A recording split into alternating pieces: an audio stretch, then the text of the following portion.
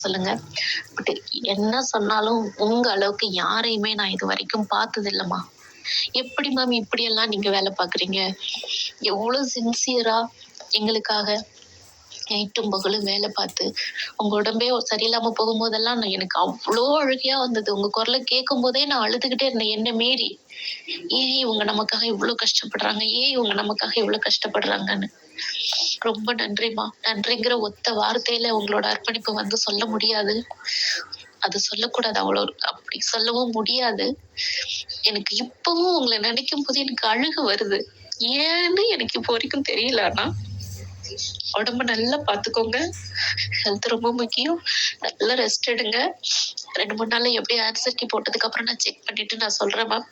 நான் கண்டிப்பா உங்க யுஜிடிஆர்பி கிளாஸ்ல நான் ஜாயின் பண்ணுவேங்கிற நம்பிக்கை எனக்கு இருக்கு. ஜாயின் பண்ணுவேன். உங்ககிட்ட படிப்பேன். கண்டிப்பா கவர்மெண்ட் வேலை வாங்கிட்டு உங்கள வந்து நேர்ல பார்ப்பேன். Thank you ma'am.